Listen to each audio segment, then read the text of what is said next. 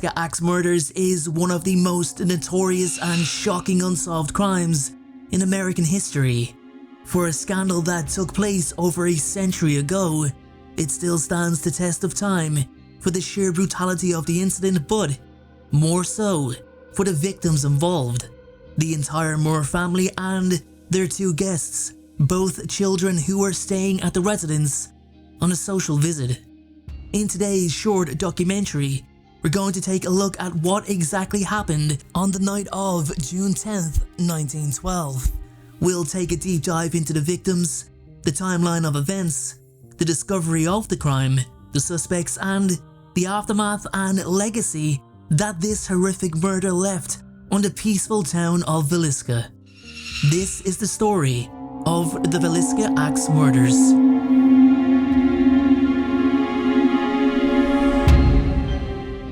Josiah Moore was a prominent businessman who operated and lived in the town of Villisca, Iowa, alongside his wife Sarah and their 4 children: Herman, 11, Mary Catherine, 10, Arthur, 7, and Paul, the youngest, who was just 5 years old. Josiah's hardware store was moderately successful, which made him a well-known face in the town. He was actively involved in local affairs and considered a very respectable man. Sarah also had a heavy involvement in the Presbyterian Church, playing a significant role in organizing church events, including the Children's Day program, the one the family attended on the night of their murder. Both Josiah and Sarah took pride in the upbringing they were providing their children with, which reflected in favor amongst the townspeople in addition to the other activities mentioned. Staying at the residence on a social visit were Ina Mae Stillinger and her older sister Lena, both friends of Mary Catherine, and attending the Children's Day program with the Moores that evening. The day would have started like any typical Sunday for the Moore family. They would have been preparing for the day ahead. Sunday being the day of the Sabbath means a lot of the preparation would have involved the activities planned at the Presbyterian Church, the central place of gathering for the Villisca community. Sarah Moore, deeply involved in the church as previously mentioned, had a significant role in organizing the events taking place, such as performances, recitations, and possibly even musical numbers by children from the Sunday school. The Children's Day program had proved widely popular amongst the community and lasted well into the late evening, early nighttime, concluding around 9:30 p.m. Afterwards, the community socialized and mingled amongst each other as the children enjoyed the last period of light from the day's sunset. The Moore family, alongside the Stillinger sisters, made their way back to the family home to conclude the night and prepare for bed. For Josiah, Sarah, and the children, it would be their last night alive before meeting their tragic and shocking fate. As the family slept, an unknown individual broke into their home and brutally murdered all 8 people inside, each of them bludgeoned to death without ever knowing what darkness was coming upon them.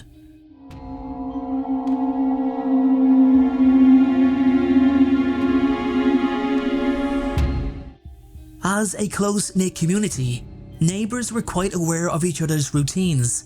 Mary Peckham, noticing the absence of the usual early morning activities at the Moore's household, became concerned. The Moore household was typically bustling with life, especially given the number of children in the family. Josiah in particular was known as an early riser, wanting to get a start on things that needed to be attended before making his way to his hardware store. Peckham cautiously approached the house, calling out for the Moores or checking if anything seemed amiss from the outside. It wasn't unusual in such communities for neighbours to check on each other, especially if something seemed out of the ordinary. Still, no response to her call. Mary Peckham's first step was to alert Josiah's brother Ross, who also lived in the town, as this seemed the most logical choice given the circumstances of what had occurred. Ross hurried over to his brother's residence and uncovered the horror that Mary had informed him of. Ross approached the front door and quickly noticed it was locked. highly unusual for the Moors, let alone anyone when going to sleep for the night, despite them living in a rather trusting community. Using his own key, he entered the premises and called out for Josiah and Sarah, to no reply. Moments later, he came across the bodies of the Moore family and the Stillinger sisters, indicating a brutal and violent attack had taken place. Each of them all stilled in their beds. Ross discovered them one by one, in a state of disbelief at the cold-blooded murders he had just discovered. The bodies all showed severe signs of blunt trauma, indicating they had no chance to defend themselves from the attack. After attempting to compose himself, he and Mary fled the house in order to seek help.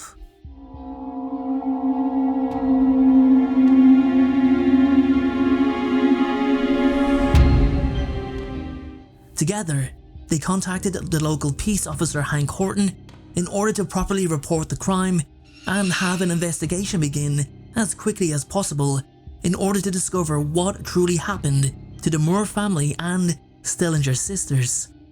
Upon his arrival, Hank Horton was faced with a crime scene of extreme violence. His first steps would have included a cursory assessment of the scene to confirm the deaths and understand the situation's gravity. One of the immediate priorities would have been to limit access to the crime scene to prevent contamination and loss of potential evidence. Given the period and the high interest from the local community, this would have been a challenging task.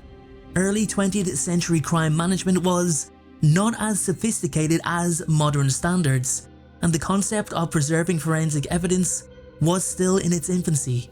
County and state authorities soon became involved, with even detectives from the famous Burns Detective Agency lending their expertise in the investigation.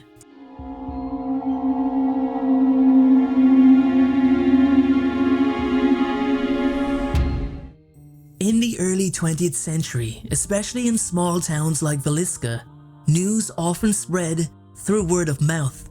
As neighbours began to learn of the tragedy, the news would have quickly passed from household to household.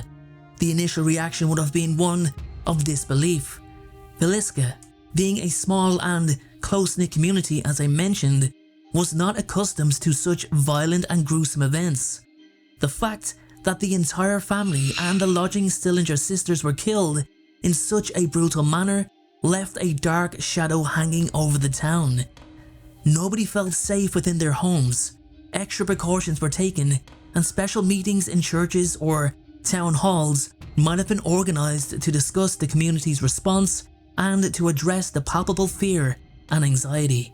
The fact that the killer or killers were still at large also contributed to the unease of the townspeople. The Moore family were well respected and highly thought of.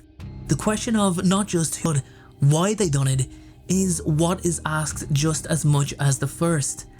The case became a media sensation, with newspapers vying for the most lurid details and sensational headlines. This was indicative of the era's growing appetite for true crime stories.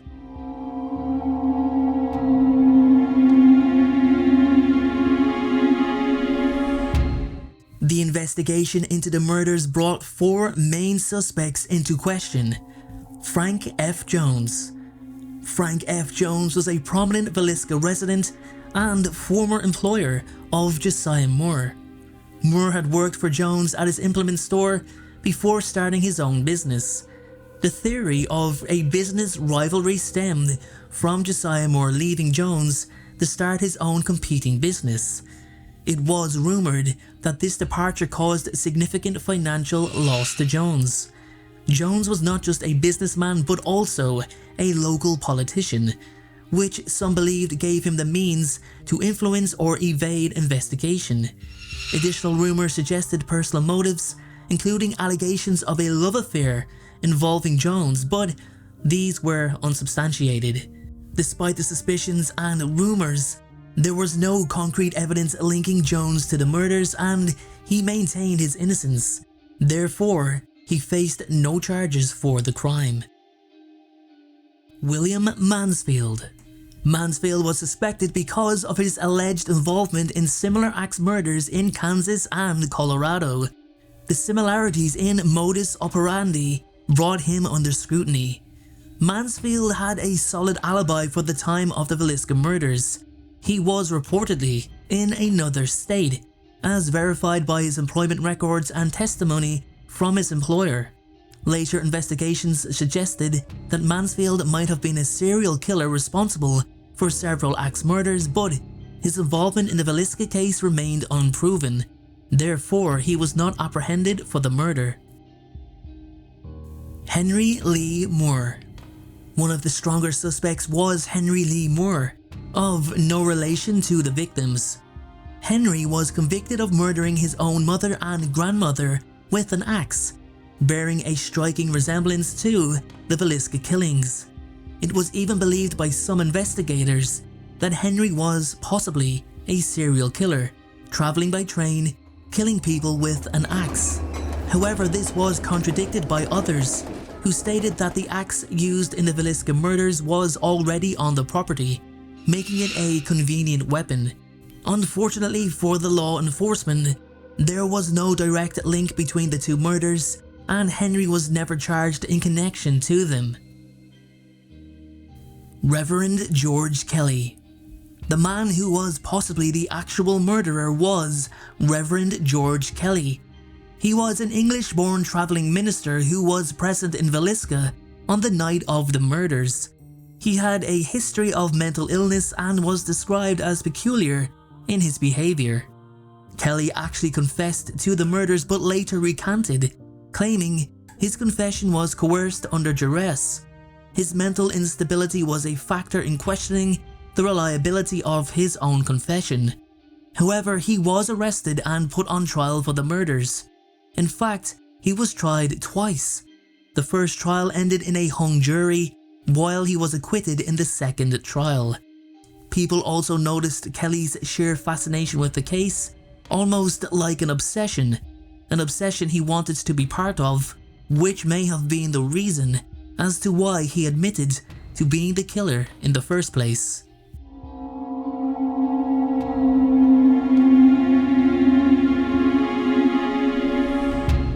There was also 3 lesser suspects involved in the case.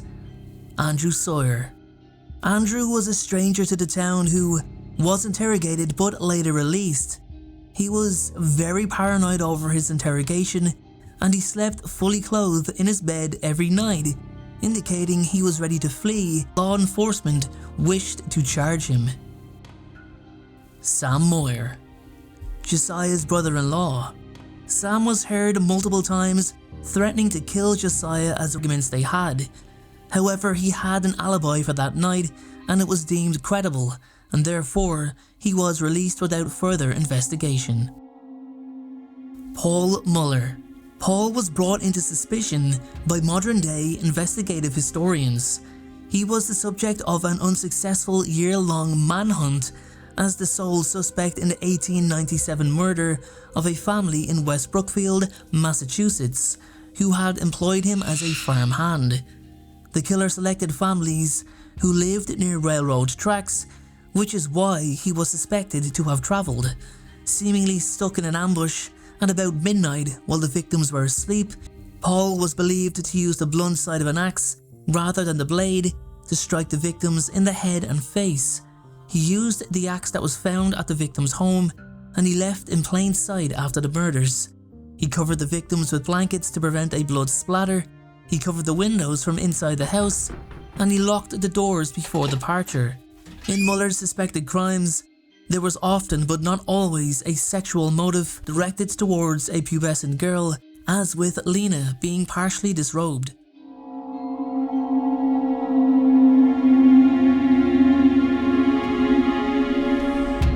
The injuries were inflicted with an axe, primarily using the blunt side. The axe, which belonged to Josiah Moore, was found at the scene.